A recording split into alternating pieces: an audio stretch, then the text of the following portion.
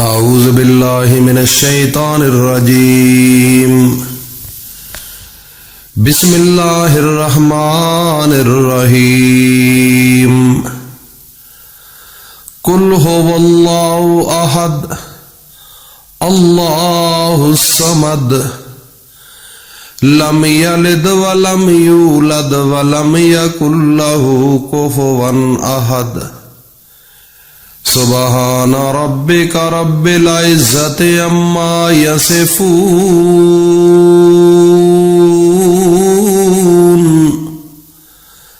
وسلام علی المرسلین والحمد للہ رب العالمین۔ مکرم ذی قدر حضرات و خواتین، میری ماں بہنوں بیٹیوں، السلام علیکم ورحمۃ اللہ وبرکاتہ۔ شروع اللہ کے نام سے جو بڑا مہربان نہایت رحم والا ہے، وہ یکتا ہے اور نیک لوگوں کا ولی ہے۔ میں یہ گواہی دیتا ہوں کہ اللہ کے سوا کوئی معبود برحق نہیں ہے، وہ اکیلا ہے، اس کا کوئی شریک نہیں۔ اور قرآن مجید کے اندر سورۃ لقمان کے اندر موجود ہے کہ ان الشرک لظلم عظیم، دنیا کا سب سے بڑا گناہ شرک ہے۔ اس لیے میرے بھائیوں اور دوستوں، میری ماں بہنوں بیٹیوں، شرک سے بچنا۔ اس لیے میں یہ گواہی دیتا ہوں کہ اللہ کے سوا کوئی عبادت کے لائق نہیں اور اس کا کوئی شریک نہیں۔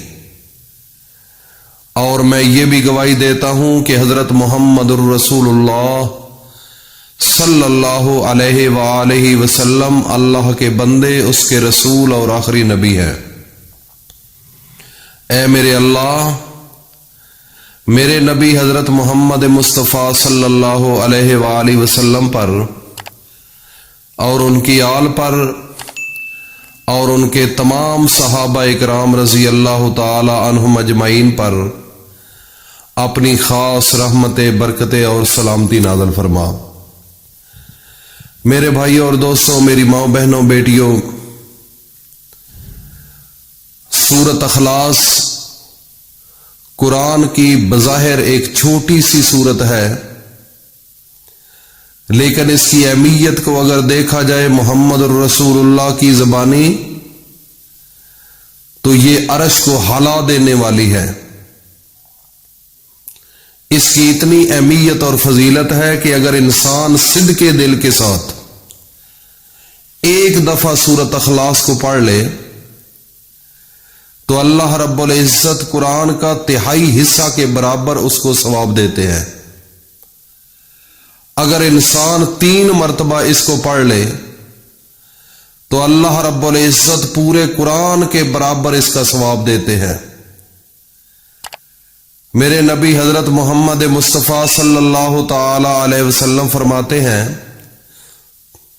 کہ اگر کسی انسان نے 3 مرتبہ سورۃ اخلاص کو پڑھا ہے اور ترازو کے ایک سائیڈ پر رکھ دیں اور دوسری سائیڈ پر پورا قرآن رکھ دیں،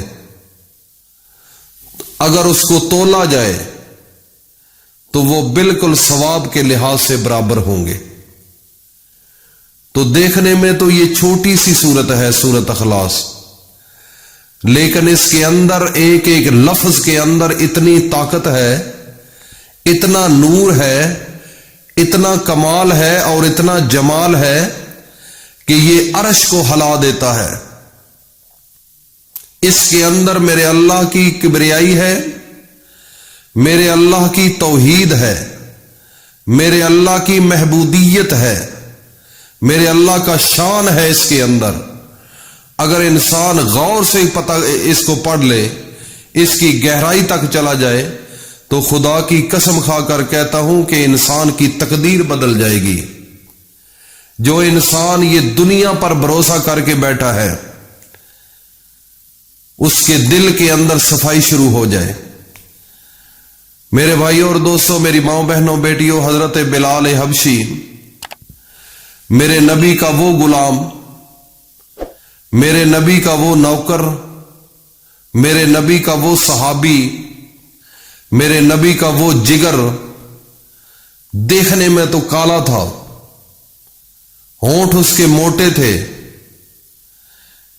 اور زبان بھی صحیح نہیں تھی، لڑکھڑاتی تھی، لیکن جب کافر لوگ ان کو لے کر جاتے تو دھوپ میں گرم ریت پر لٹا کر اور سینے کے اوپر گرم پتھر رکھ دیتے بھاری قسم کا، تو کہتے چھوڑ دو اللہ کو اور اللہ کے نبی کو۔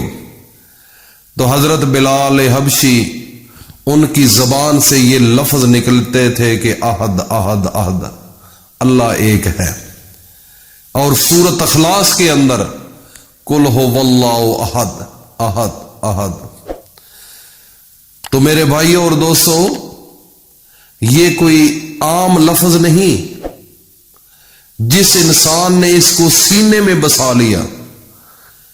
تو جب میرے نبی حضرت محمد مصطفیٰ ایک دفعہ معراج شریف پر گئے تو جنت کے اندر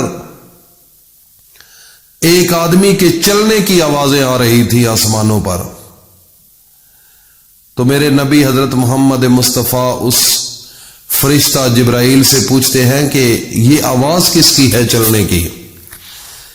تو جبرائیل امین فرماتے ہیں یہ آپ کا غلام بلال حبشی زمین پر چل رہا ہے فرش۔ یہ ہے احد احد کی طاقت۔ میرے بھائی اور دوستو، جس نے اس کو سمجھ لیا اس نے اپنی زندگی کو بدل لیا، اس نے اپنے حالات کو بدل لیا۔ اس کے دل جو ہے اس کے اندر ایک عجیب سی لغزش آتی ہے۔ یہ دنیا کے معاملات ایک طرف، لیکن اللہ کے قرآن کا ایک لفظ وہ ایک طرف، وہ جو ایک لفظ ہے قرآن کا اس پوری دنیا پر حاوی ہے۔ تو میرے بھائی اور دوستو، جو انسان صدق دل کے ساتھ سورۃ اخلاص کا وظیفہ کرتا ہے، خدا کی قسم اس کی کایا پلٹ جاتی ہے۔ تو وظیفے کا طریقہ بتاتا ہوں کہ آپ نے نماز مغرب کے بعد جب نماز سے فارغ ہو جائے تو اپنے نبی حضرت محمد مصطفیٰ پر 3 بار درود شریف پڑھے اور اس کے بعد 111 مرتبہ سورۃ اخلاص کو پڑھو، اور آخر میں پھر 3 بار درود شریف پڑھنے کے بعد اللہ کے سامنے ہاتھ اٹھا کر عاجزانہ فقیرانہ انداز میں اللہ سے مانگنا شروع کرو، اور جب مانگیں تو اپنی آنکھیں نم کر لیں اور اللہ سے ایسے مانگیں جیسے ایک فقیر آپ کے گھر کے سامنے آ کر مانگتا ہے۔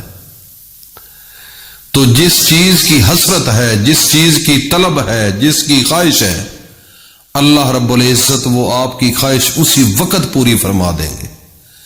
ایسے بے شمار واقعات ہیں، جو لوگ اس دنیا سے تنگ تھے لیکن جب سے اس قرآن کو سینے میں بسایا اور اللہ کی یاد میں اپنی زندگی کو گزارنا شروع کیا تو ان کے سونے میں جاگنے میں یہ کوئی تفریق نہیں، جب بھی خیال جس چیز کا بھی آیا اللہ نے وہی کر دیا۔ تو یہ ہے انسان کسی کا بن کے ہو جائے، اگر کسی کا بن جائے تو خدا بھی اس کی مدد کرنا شروع کر دیتا ہے۔ تو میرے بھائی اور دوستو، اللہ کے بن جاؤ، اپنے نبی کی غلامی کا دوپٹہ اپنے گلے میں ڈال لو، اللہ پاک اس دنیا میں بھی کامیاب فرمائیں گے اور آخرت کی زندگی میں بھی۔ اللہ پاک ہم سب کو عمل کی توفیق عطا فرمائے۔ السلام علیکم ورحمۃ اللہ وبرکاتہ۔